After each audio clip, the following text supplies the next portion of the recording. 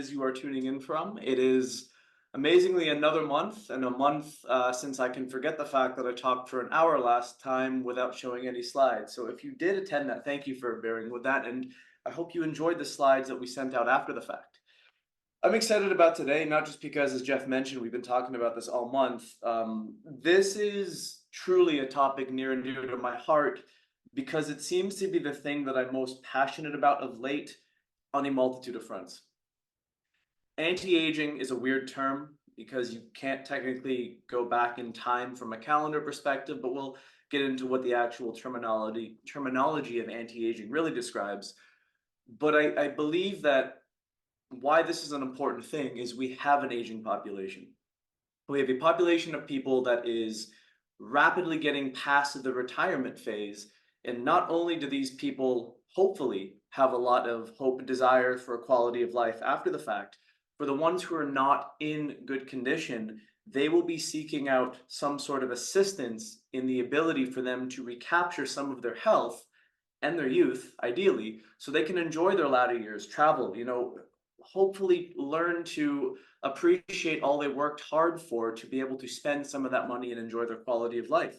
So you as practitioners, regardless of what your practice is, taking into consideration demographics, desires, requests, and the simple reality that I think everyone at the end of the day wants anti-aging, regardless of what they're coming in to see you for, because the hallmarks of anti-aging are co-resonant with the concept of health as we age. And that's really the perspective that I want to take today, because delineating between what the industry markets anti-aging as and my subjective bias, and I do want to say that this is my personal lens by which I look through the topic, there's a big difference there. And I hope everyone resonates with the fact that my version of anti-aging is really about honoring how physiology is most able to optimally operate within the context of a human body, specifically the human body that your clients are going to be inhabiting that walks into your office. So I'm going to try my hand at the screen share today. So today we're going to talk about gut health connection in anti-aging strategies. And I do have to, there's an admittance I have to make, and actually Jeff and the crew doesn't know this. I'm actually 72 years old. I know. I look good for my age. It's the enzymes, it's the probiotics, it's the intense regime of exercise and diet. So I'm totally qualified to talk about anti-aging given my actual age. Now that we've got that truth out of the way, let's actually talk about anti-aging as a concept. Whoop, there it is. So most people in the anti-aging world think of this stuff, and it's very heavily demographically specific. What I mean by that is, for females, it is mostly the concept of aesthetic medicine. Look younger, decrease your wrinkles, enhance the plumpness of your skin, your features, what have you. For men, it's you've developed a dad bod, let's get you abs, let's get you biceps and pecs so you can feel good when you take your shirt off. The reality of these situations is, although the connection here to anti-aging is the concept of looking, and in some cases feeling younger, because I don't disagree with the concept of optimizing hormones, my concept here with where it falls down is the simple thing like, what happens when you take the hormones away? And if someone reverts back to where they were, did you actually anti-age them or did you artificially enhance them? If someone uses aesthetic medicine, which I have no issues with, if someone wants to do that, it's their body. But if you don't continuously do it, do you stay that way? Because health is not built from the outside in. Health is built from the inside out.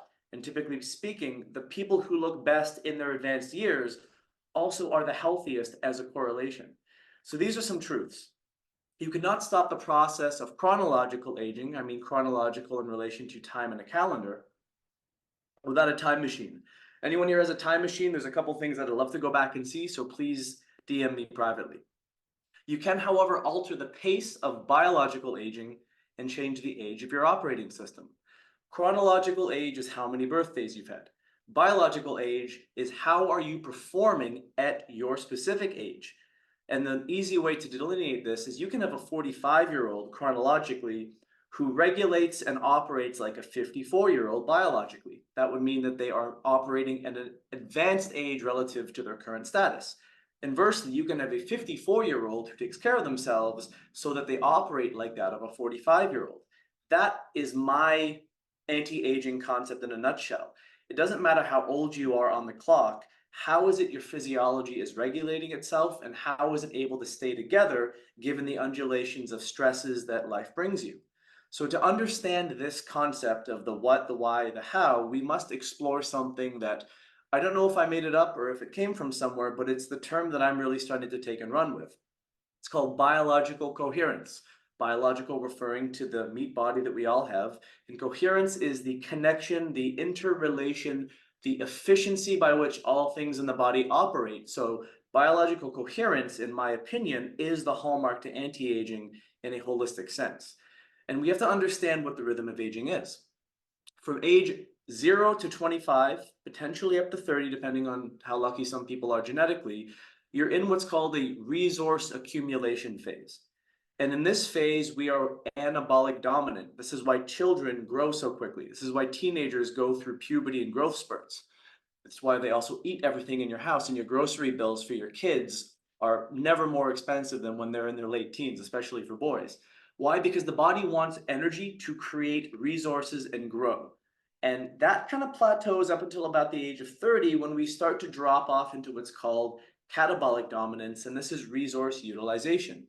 And this happens for two reasons. We've hit our max physical and genetic peaks, and as a result of that, our bodies are not going to necessarily get better with time. Hopefully, they don't get worse too quickly. But the second thing that happens is our lifestyles become far more complex and stressful. After you've gone to college, you get out of college, you get a job, you get married, you have kids, time and energy are things that are typically in short supply. And in order to be able to keep up with the demands of modern lifestyle, we lean heavily on our physiological adaptation systems. We lean heavily on our ability to manage our cortisol responses and our stress response. We lean heavily on our ability to potentially run with not much sleep. And as a result of that, the aging process is insidious. And my favorite example is if you've ever played a competitive sport, and let's say you stopped playing competitive sports after college, if you ever pick that sport up again in your 40s and you expect it to be like it was, I'm sorry, my friend, it probably isn't going to be the truth, especially with a blown hamstring and a torn ACL later, trying to show everyone what you used to do in college. In my personal practice, I use technology such as this. So this is a heart rate variability assessment tool that through the analysis of your nervous system can determine what your biological age is and your operating system is given your chronological age. So if we understand aging, we can really think about the concept of anti-aging, because when things start to go awry, it is in the latter half. It's when we become catabolic dominant, because catabolic means breakdown. And if you think about the concept of utilizing energy and resources, if we drive our cars really quickly and don't often stop at a gas station to refuel, we're going to run out of ability to drive that vehicle rather quickly. This analogy, I think, holds a lot of weight to the average person in the Western world, because we don't often think about the need to maintain our vehicles until something goes wrong and the check engine light pops up. So this is anti-aging from a functional perspective, and with anything in the discovery of science, specifically health and medicine, philosophy always precedes practical understanding and execution. Why I'm saying this is a lot of these concepts are, I think, quite sound in their logic, but it doesn't mean that there's one way to do things. I think there's a multitude of different ways to address anti-aging, and it's always specific to the person in question. Who is it that we're talking about or dealing with, and what unique variables of challenges do they bring, not only within their physiology, but also their lifestyle. So I want you to take these concepts and make them your own if you do resonate with them, to possibly absorb them into some sort of clinical practice. The reason I like the idea of biological coherence is because we all start as one cell. That cell becomes two, then that cell becomes four, so on and so forth. So that means that there's nothing in the body that's separate. In the Western world, we unfortunately chop up body parts and we specialize in them without necessarily coming back and integrating. So it's great for deep dive understanding, but from a holistic perspective, I think it is entirely ass backwards. What I call biological coherence is the integration of all interconnected body functions. So everything that your physiology needs to do at the same time to run your system, that allows for the most work to be done with the least amount of energy loss. I think we have to remember that the body is, lazy might not be the best word, but it is efficiently biased, meaning it wants to do as much work as possible, utilizing as little energy as possible. That's why if you've ever rolled your ankle and you develop a limp, it's your body trying to slow you down so you don't use energy so it can heal that ankle so you can integrate normal walking again. So when we take this idea and we examine it practically, what do these things correlate within the body? Well, how do you regulate your nervous system? That parasympathetic sympathetic balance I talk about is the best way to assess this. But other aspects of a biologically coherent system is if you can efficiently carry oxygen around your cardiovascular system.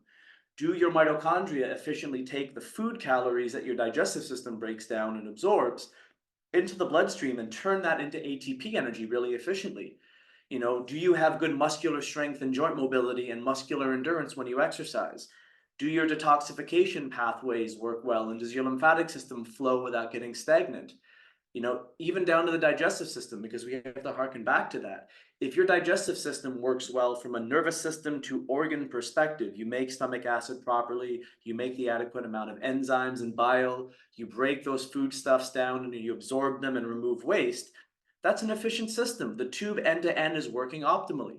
So every aspect of what maintains your performance in bodily function comes back to this idea of biological coherence. So why aging becomes problematic is we have to understand that this progressive loss of biological coherence is not an instantaneous thing. It happens over time.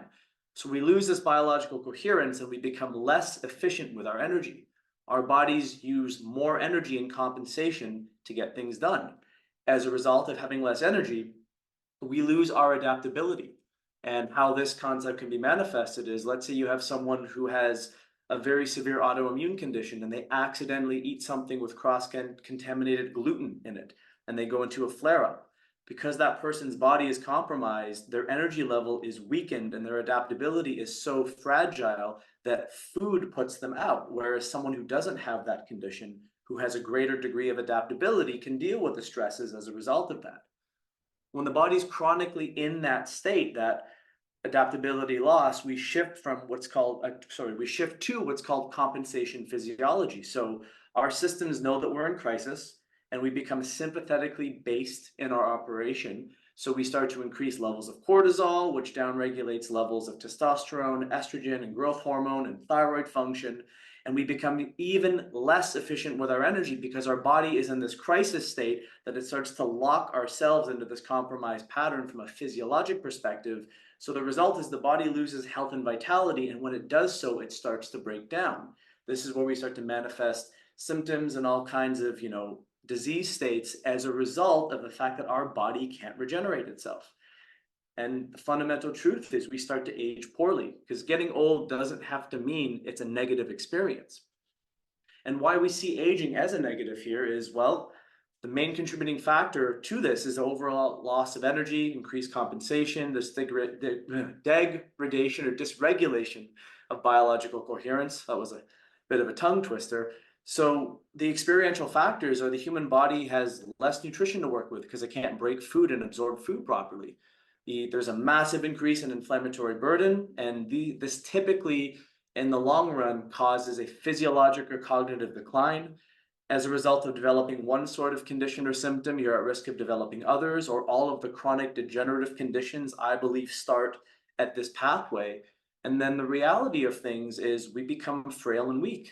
And I'll never forget my original exercise mentor, the first brilliant mentor who ever impacted me. He asked the classic question in one of our exercise weekends. He said, what's the most dangerous thing to the senior population?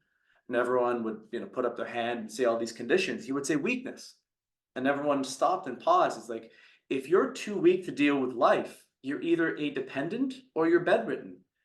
And the correlations to all-cause mortality correlate cognitive, physical decline, inflammation, degradation with frailty and muscle loss. So the exact opposite of the whole concept of anti-aging in the first place is where we arrive if we age poorly. So as we get old in the society, we get sick, and then we rely upon a system that's designed to manage illness and manage symptoms and not actually get to things in a root causative way or think holistically. And unfortunately, you're stuck in this cycle. And it's a really unfortunate thing because so many people don't have to go down this pathway if A, we took a little bit more responsibility on the preventative end, and B, we had clinicians and practitioners who thought more integrative, big picture systems thinking on the back end to go, oh, such and such, I know you have this diagnosed condition, but let's see how your body's performing holistically to figure out what we can do to help increase your energy levels so you can heal, because energy and healing are always synonymous. This is a little graphic that I've kind of created to put all of these things we've been talking about into a very succinct and easy to understand concept. I won't go too much into it because everyone's going to be getting the slides, but the top part determines how I see optimal function from a physiologic perspective, energy being the most important part, which determines adaptability, but there's a reciprocal relationship back and forth there. And I define optimal function in connection with that concept of holistic one cell becomes two, becomes four, because the body has a sense of self. The body has a sense of physical self identity. That's what autoimmunity actually dysregulates. The body has a sense of self regulation, which is where something like a type 2 diabetes and insulin resistance violates. The body has the ability of self compensation unless there's something blocking the body's ability to heal. And when that's extended out long term, we have this issue with self regeneration. Because we as clinicians don't heal people. I mean, even the supplements and the tools we utilize aren't the things that heal people. The body heals itself when you remove the blockade to healing and you allow the body to recover lost energy and adaptability, which ultimately can push them from a disease state back into a state of better health and potentially ameliorate the condition that they're dealing with. So this is my theory. It's something that I'm working on, and I do hope it leaves some people here with a few aha moments or something that you can utilize and help someone tomorrow. We can also talk about it at the end of today's call. But the person walks in and we still have to remember our fundamental physiology. Theoretical stuff is nice. Theory is fun to talk about. But the person, the organism, the organ systems, they walk in and this is where they experience symptoms. And in the context of anti-aging, we need to translate what the person's telling you into something that we can do about it to figure out where their blockade or where their accelerated aging pinch point may be. And usually it's at the cellular level or it's at the organelle level. Mitochondrial dysfunction, going back to the last masterclass, talking to Dr. Kurt Wohler about utilizing organic acids and then making associations to cognitive health and performance. I think these things are wonderful tools to dive deeply into the specificity of what someone's dealing with, but then bringing it back to the big picture of also talking about the lifestyle and general suggestions that not piggyback, but I think more so supercharge the outcome of what your interventions, supplements, and various things are going to do positively for that person under your care. So we need to understand the patterns of disease manifestation. So if we use the concept of biological coherence, things start as an imbalance.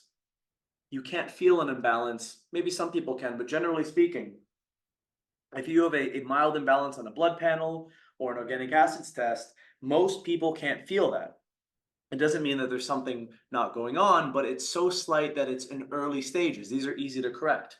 An imbalance is if someone has digestive issues like bloating and you give them an HCl or a digeszyme and the imbalance goes away, then you got lucky there because it's something very minor that can be corrected over time. If that imbalance is left to fester, it can develop into a symptom. And a symptom is when an imbalance starts to talk to you to pay attention. But we in the Western world are so good at ignoring our body's intuitive capabilities and innate way of communicating with us that when we get the headache, we just blunt the pain. I'm going to take the Tylenol in order to not feel the headache so I can continue doing what I'm doing, not necessarily thinking that maybe it's my body slowing me down because it wants me to go into a more parasympathetic state so I can deal with the acute inflammation in my body. Maybe it's just me who thinks that way. If that symptom is unchecked and left over an extended period of time, then we understand that a pathological pattern can manifest. So a pathological pattern is a dysfunctional, overt scenario that would likely cause someone to dig deeper to try to figure out what is going on with them.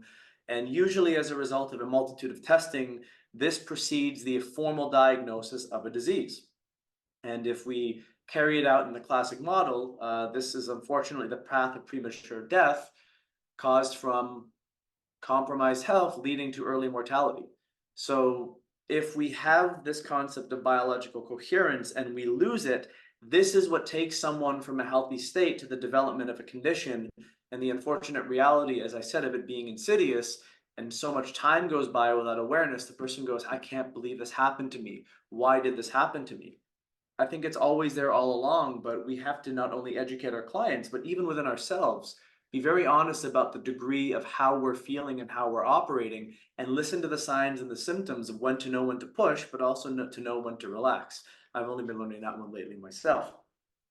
Because the degenerative disease process, which is very much connected to the concept of biological coherence and anti-aging, is very complicated. Disease is complicated. Health is a lot more simplistic, not always easy, but simplistic in its model. When a disease develops, it typically selects in someone in the area of greatest susceptibility or where the pathological pattern likely originated. There's a mix of genetic stuff, there's a mix of epigenetic stuff, lifestyle factors, and also how the symptom presentation creates kind of like a unique snowflake in that person's dysfunction. And all of these things are decisions by the body that are made consciously. The body, in my opinion, and I'm pretty sure other people would share this, doesn't do anything by accident.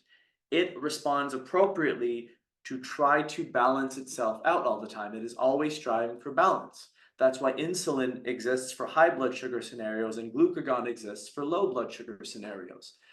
But the reality of aging poorly, the concept of senescence, is really an aggregation of all these factors. And we as clinicians get distracted by where the scenario is ending up, and we try to treat that. You know, people who try to treat cancer, for example, or try to treat diabetes, it's not a wrong thing to try to treat the condition, but we have to understand that all of these things, I do believe, are varying degrees of expression on a spectrum. And you have mild on the left-hand side and you have extreme on the right-hand side. There's a doctor named Zach Bush, and I think his philosophy with health is brilliant. And, you know, he calls cancer a total loss of self-identity regulation because a cell loses the knowledge that it's one of a bigger system and it thinks it's alone. So the only thing that's left for that cell to do is to divide prematurely. And if you look at the hallmarks of what defines cancer, underpinning of it is unregulated cell growth that creates a tumor and metastasizes systemically around the body. So it's knowing these things, not only to know them in isolation, but to know them as a consideration and a combination in the context of aging that drives senescence, the loss of vitality leading to premature aging and death. And the line of senescence, if you can all envision a graph, after the age of 30, the line of senescence should hopefully drop shallowly so that at some point when I'm in my 60s, I'm not going to be as vital as I was in my 40s, but hopefully I'm not too far off because I've slowed the process of aging. And when talking to people about aging, what I used to tell all my clients who, when I was in the exercise world, is at some point maintenance is progress. So if at 60 you are as strong, as fit, has the same body composition than you did at 50, technically you've made progress because Father Time is telling you that you should be worse.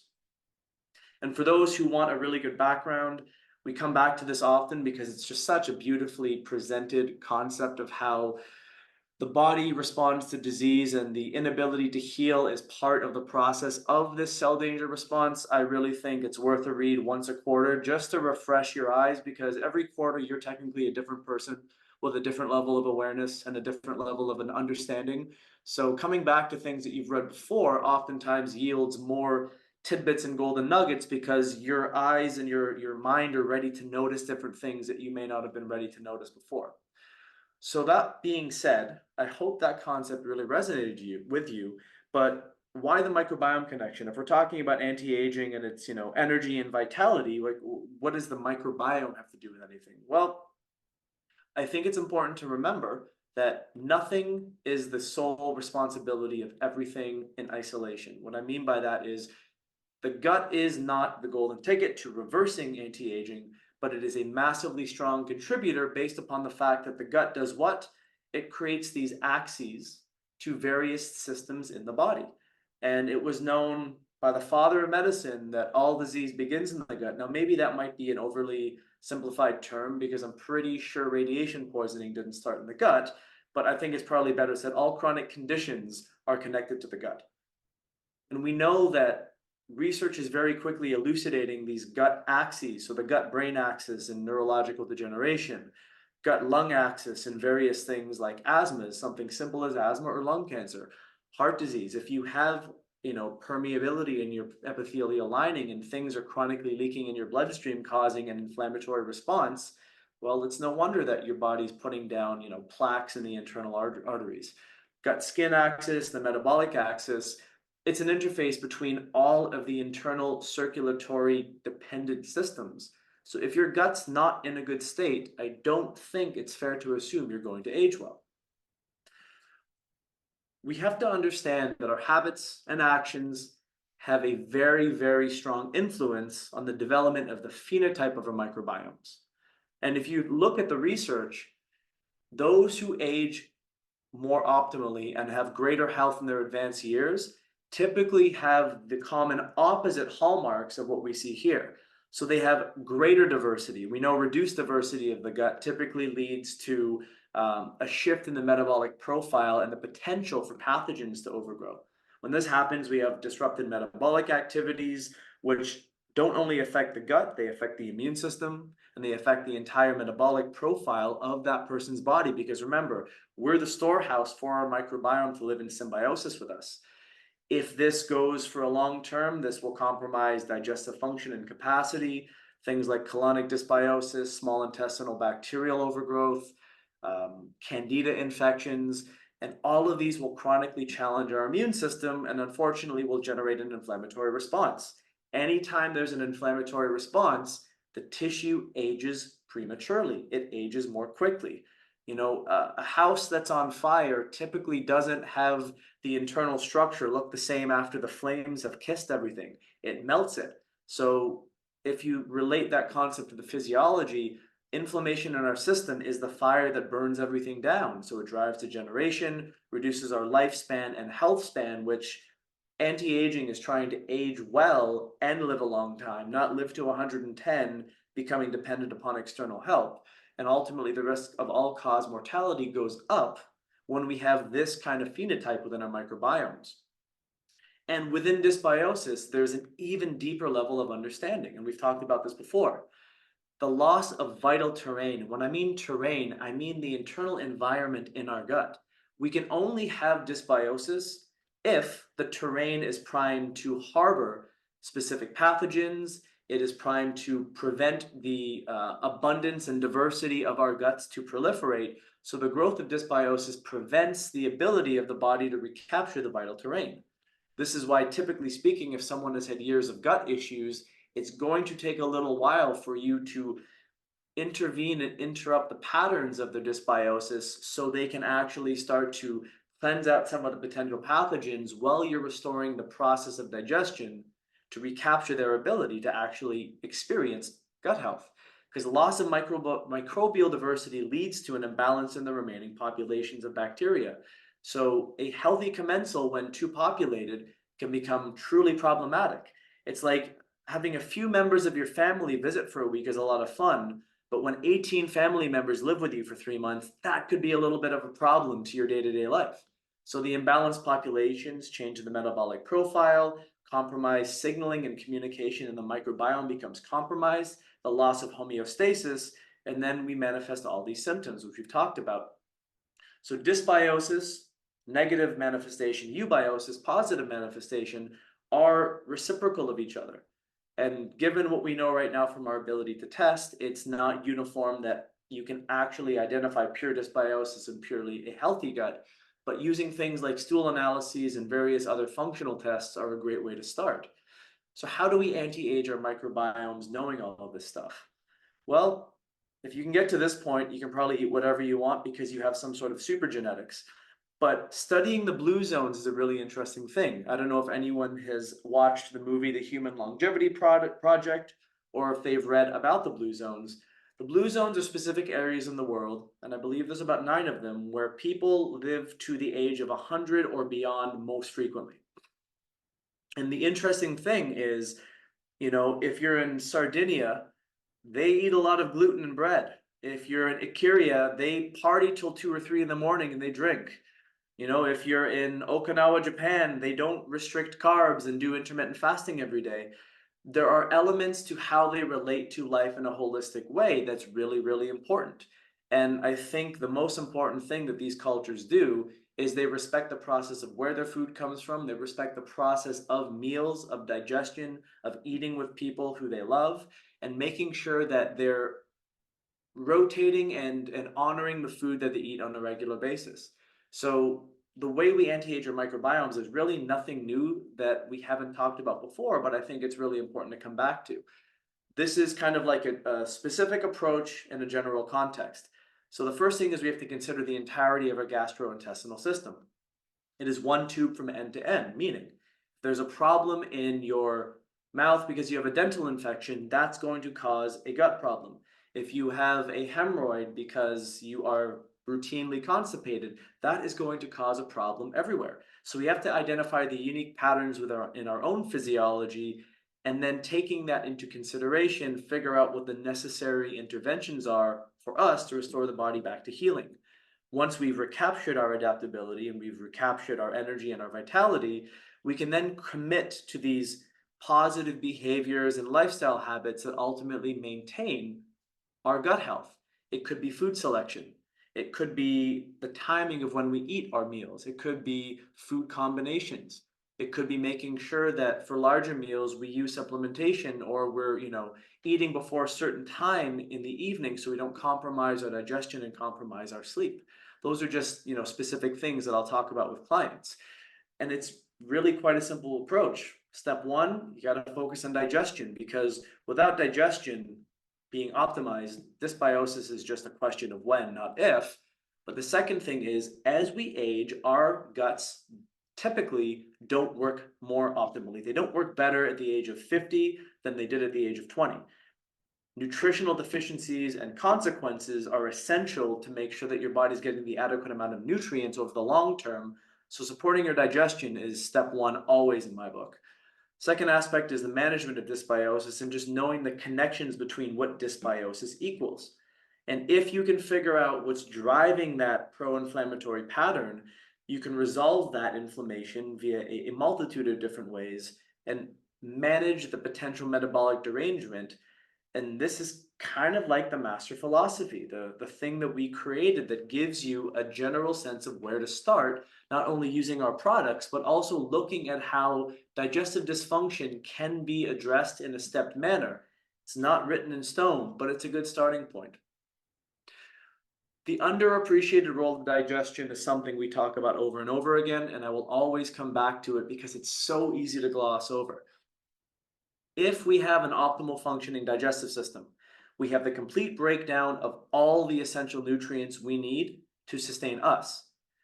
We also don't cause downstream toxicity to the microbes that inhabit our small and large bowel, only because the incompletely digested food things that we don't break down and absorb feeds them, and that's where things go off the rails. If we completely break down our food, we regulate our peristalsis, and waste removal is probably the most important thing, in my opinion, that everyone should prioritize. Because what you don't remove on a regular basis, if it sits in your colon and ferments, you have to remember there's an incredible blood supply going to the colon. And when that colonic waste material gets reabsorbed into circulation, it compromises the lymphatic system, the detoxification pathways, the kidneys, the skin, the liver, the gut. So all of those things get perturbed on a regular basis if someone is chronically not digesting their food. And as a result of that, you can maintain homeostasis within your gut, because fundamentally, I've said this before, the worst diet completely digested is better for your gut than the best diet possible poorly digested. So if digestion breaks down, nutritional deficiencies, immune activation, food sensitivities or food allergies, the development of leaky gut, this is an absolute hallmark. My grandfather always used to count the number of times he chewed his food.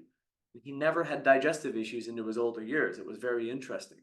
So, the lost wisdom of what we used to do as humans that has been replaced for the convenience of that, we got to eat quickly to get to the next thing. Fundamentally, that is an absolute important point to always make because it is one tube. Everything from the beginning to the end is connected. And if this tube is not regulated for scenarios outside of the gut, i.e., stress, various other things in life, if there's an area, if there's a dysfunction in one area, it will show up in multiple areas as time goes on. So it's meant to work one way, north to south. And if there's a problem higher up, typically it means there's going to be a problem lower down. And the important thing to be remembering is whatever's going on in the gut is being monitored by the body at all times.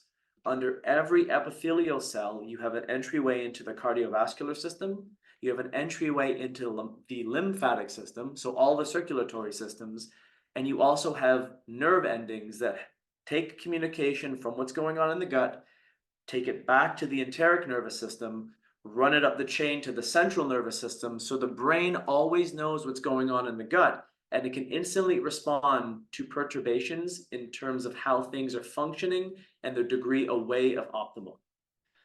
Step 2 is dealing with dysbiosis in the immune system. So I call the gut the internal interface of the body because the digestive lining is two things. This is a massive point I make with all my clients who have gut issues. It's a physical barrier and it's an absorptive barrier. And because it's an absorptive barrier, it can't be a good physical barrier. I hope that makes sense to everyone, because if it was a good physical barrier, we wouldn't get any nutrition through it. So this is the conundrum. And as a result of that, it means the gut is very fragile to things happening to it, negative things specifically. But the encouraging aspect is the cells of your gut are the fastest replicating cells in the body.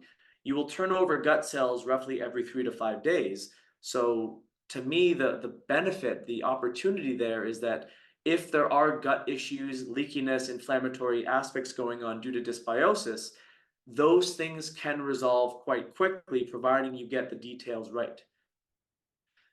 The more dysbiotic the gut becomes, the less it functions as an integrated system. So I think this is really important, also talking about the concept of, integration of the human, integration of the self. The more dysbiotic your gut becomes, the further away it moves from the intended profile of what your microbiome was intended to be. And why this is an important thing is, I come from the antibiotic generation. One course of antibiotics, and depending on what kind, can cause 6 months to up to a year plus of semi-permanent changes to the profile of certain gut bacteria. And why a loss of certain keystone strains like bifidobacteria, which we've talked about, are so important is there are certain species of bacteria that anchor and underpin not only the prevention of the overgrowth of the opportunists and the pathogens, but certain strains of bacteria regulate crosstalk between the epithelial cells and the immune cells. So if you're lacking these bacteria to be able to regulate the internal environment, that's when the mucosal layer breaks down. That's when you have too much translocation of bacteria across the cell or the epithelial wall into the circulatory systems. And it's not just the bacteria, it's their endotoxins, it's undigested food particles.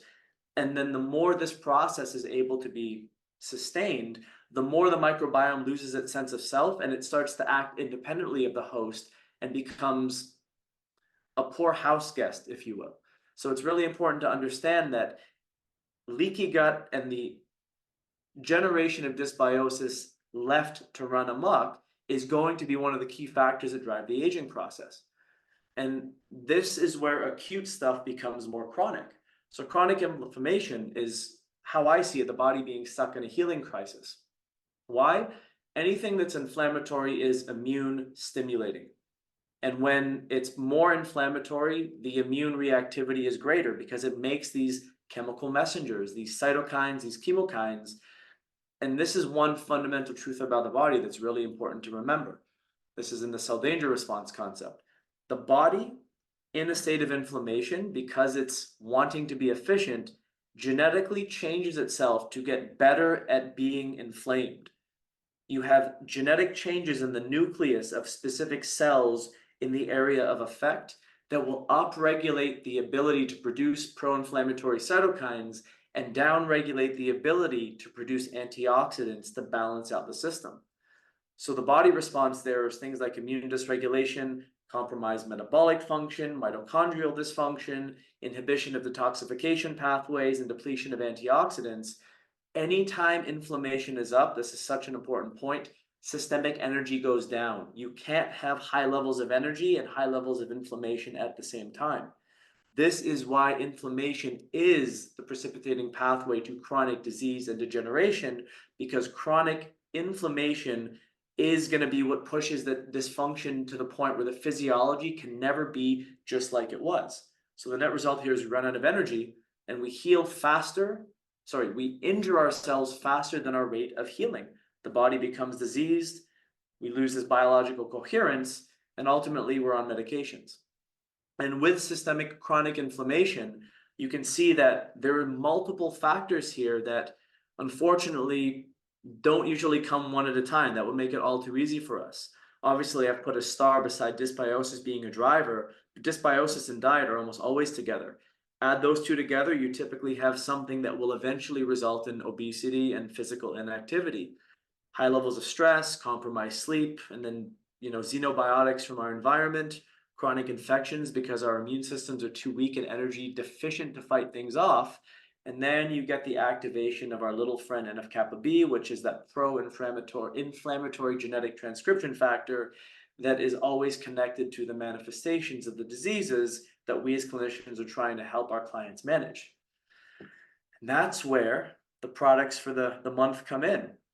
And the products we chose by no means are the only three things that connect to anti-aging, but Jeff and I wanted to think about, well, what from a functional perspective or from a research perspective seems to be strongly correlated with being able to interrupt either the inflammatory process or actually has direct research connecting to its ability to manage the aging process.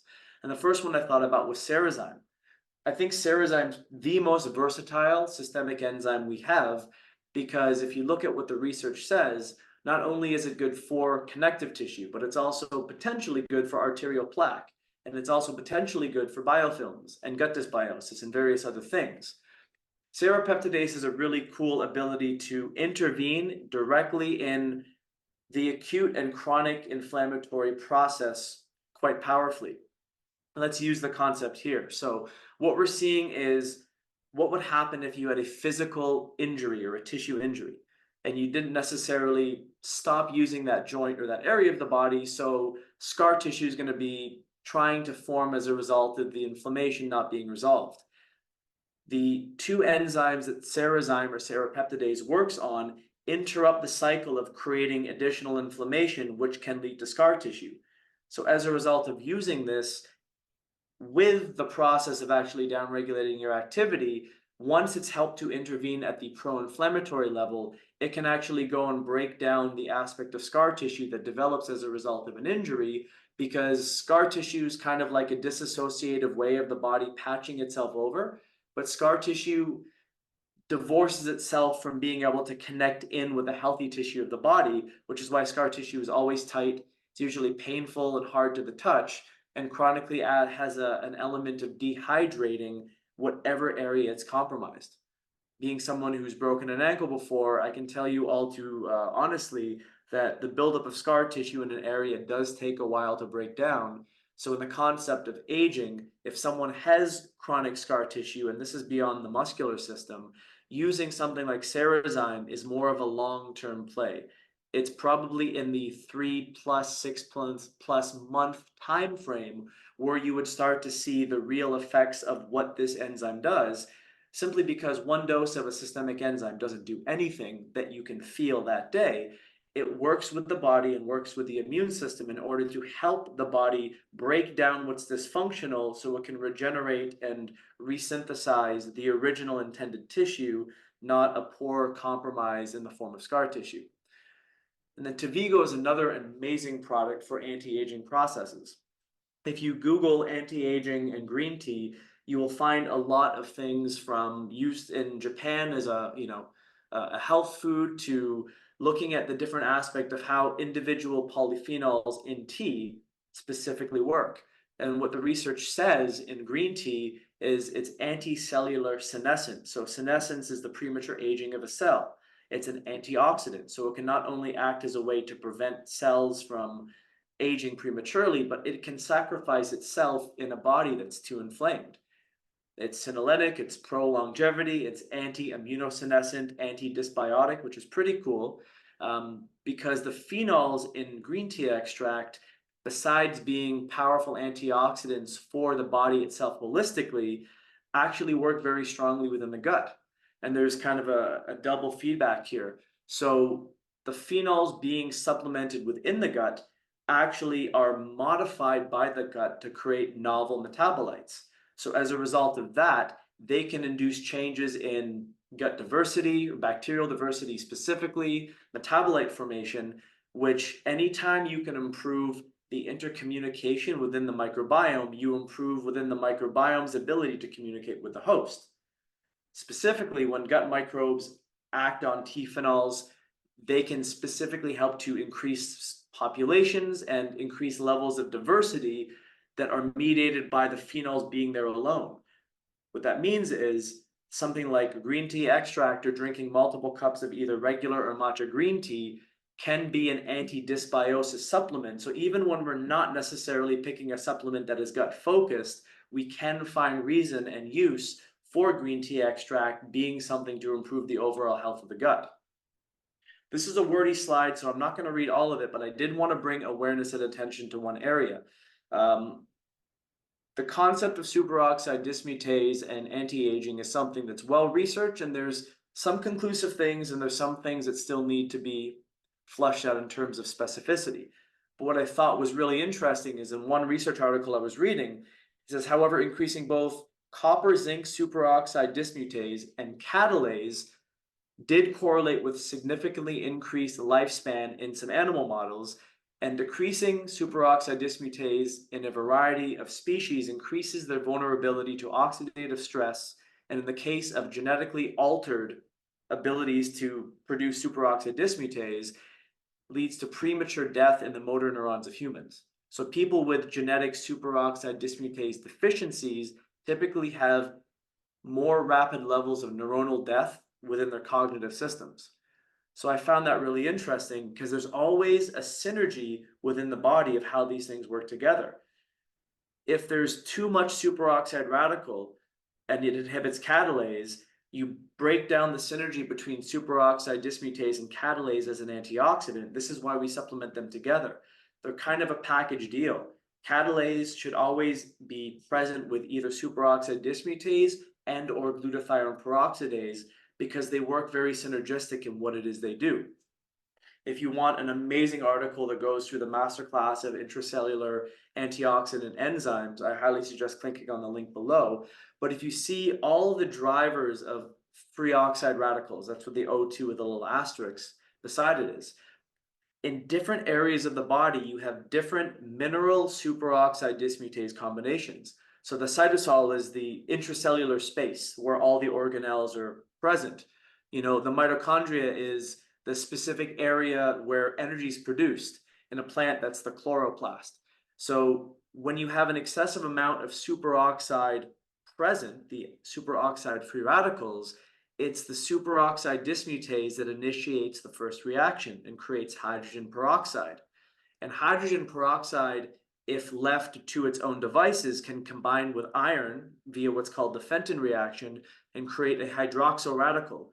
We don't have an antioxidant for hydroxyl radicals. It's pretty much certainty of cellular damage. However, if you have an adequate amount of catalase and glutathione peroxidase in the mitochondria or the peroxisomes of the cell, it can intervene on that hydrogen peroxide, dissociate an oxygen molecule, and create water and oxygen. And this is why these enzymes are so important to be taken together. It's because they are kind of dependent upon each other. Not kind of, they are absolutely dependent upon each other. And chronic levels of oxidative stress typically deplete antioxidant enzyme reserves in the body. This is a really important thing to think about. So taking this into consideration, our bigger picture plan, prioritizing digestion, supporting it along with healthy food and lifestyle choices. At this point, you all know why that's such an important thing. Number two, maintaining a healthy microbiome and one that lives in symbiosis with us. I wish this were one thing as a piece of advice. It's not. It's a general statement that's very obvious to anyone who jumps on these webinars.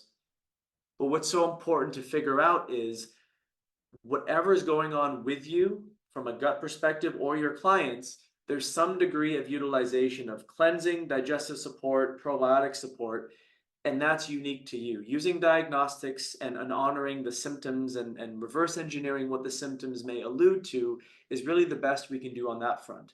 And as a result of that, if we do these two things optimally, we can maintain a strong gut barrier and manage the appropriate communication between the immune system and the responses of the physiology at the epithelial barrier. So this is how we build biological coherence from a gut perspective. When we do this, we build strong metabolic activity, specifically mitochondrial function. We increase our adaptability, which can be found via using some sort of measurement of the nervous system or even looking at hormones, because the nervous system and the endocrine system are both ways that the body communicates with itself. If these are optimal, our inflammatory response is appropriate, meaning if we need to raise inflammation, we can, but that raising of inflammation shouldn't lead to chronically being stuck in inflammation, and therefore our resistance to things like infections, which unchecked infections, in my opinion, are a massive driver of the aging process. The self-regulation that maintains health ultimately can sustain health. So these perspectives, I don't think they can be ignored. And I think it's really important that we start looking at the microbiome with its own sense of self-identity. And the further we are or our clients have been pushed away from our innate microbiome based upon medical interventions, dietary strategies, stress and lifestyle aspects, we lose this sense of self-identity. The more efficient the information exchange is within our microbiomes, the more efficient the patterns we see within our physiology. A healthier gut will always reflect into a healthier body. The more dysbiotic the gut is, the less the microbiome functions as an ecosystem integrated with us, and the more it becomes a segmented and energetically disintegrated aspect of us. And you see this in the proof of, type 2 diabetes and the different profiles of gut bacteria or other conditions as they correlate with dysbiosis.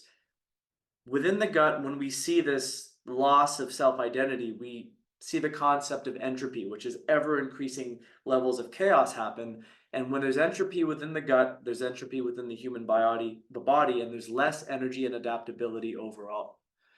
We can't separate these things. I love this graphic because it takes into consideration all the different factors of the three main drivers of what basically underpins our microbiomes and the things that perturb them, but also the things that bring them back into balance. And my personal list when it comes to longevity, and these are not specifically in order, but we can absolutely talk about these, honoring all of these things, making sure your circadian rhythm is optimized, getting up with the sun and hopefully going down when the sun goes down to some degree, environment and light exposure, things like electromagnetic stress, having bright lights on after the sun has set, not necessarily taking care of the quality of the air in your environment. All these things matter because we're supposed to be connected with nature. And because we build a little fortress around us called a house or a condo, it's so easy to become disconnected with that. Water quality, food quality, strategic supplementation, all anchored by digestion. It's absolutely essential because if you don't digest the quality stuff you're putting in your system, not only does it not do what it's intended to do for you, it becomes a problem in a different way that you maybe didn't account for. Exercise and movement, I think these things are absolutely vital. If there's one magic bullet of aging, I think it is exercise and movement. And unfortunately, if you don't use it with exercise and mobility, you do lose it. And when it comes to specific exercise strategies, some degree of strength training, some degree of speed power training, some steady zone 2 cardio, and maintaining your flexibility in all of those things are essential. Dealing with more of the non-physical things, thoughts or things, emotions, beliefs, they're all things you can't necessarily see or grab, but you can feel. And a lot of people who deal with chronic illness typically have a lot of these things part and parcel with them. So I do think it's an absolutely essential thing to be aware of first and foremost, and to figure out a strategy of dealing with, so you don't leave it to fester like a bag of garbage that you've thrown in the closet.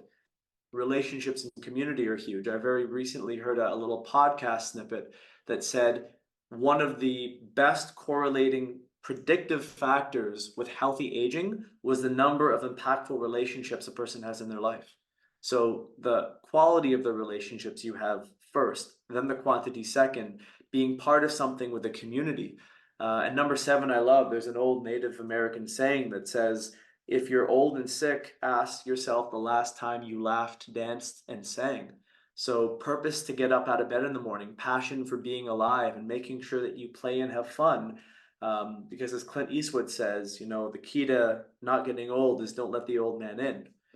Sleep does go with circadian rhythm, but consider sleep the foundational thing. You can get away with some bad food choices now and again. You can possibly get away with overstressing yourself and working more hours and you recover, but you cannot get away with not having quality sleep if you want to stay healthy, which dovetails into lifestyle and stress management. And then the last stuff is, what the anti-aging industry kind of pushes on us. Fancy biohacking tools, stem cells, exosomes, hormone balancing, different procedures and technologies. These things have their place. But if this is where you're starting and you're not taking care of the above list, you're not really anti-aging, quote unquote, from a human-centric, holistic perspective. You're artificially enhancing yourself, which might come with some consequences if your physiology isn't stable and ready for some of these things that you're going to do to it. Just remember what these ladies says. You don't stop having fun because you get old. You get old because you stop having fun. And for those who are interested in the combination of products we talked about today, by no means are these the last word in any anti-aging strategy. They're what we're promoting. They're what are specific to the research of the nature of anti-aging and some of the mechanisms that go behind it. But using enzymes, using digestive support, using probiotics, in addition to some of these tools, can build a better protocol for your clients if you take into consideration the person, what they're dealing with, and the idea that you want to help their system slow the aging process. And this is my new anti-aging device. I'll be selling these on my website, so please be sure to reach out if you're interested in one. I think they look pretty good. So thank you everyone for attending as always. It's always a joy to be able to share these perspectives. We'll be coming back next month with a new topic, so I hope to see you there. Thank you very much. And now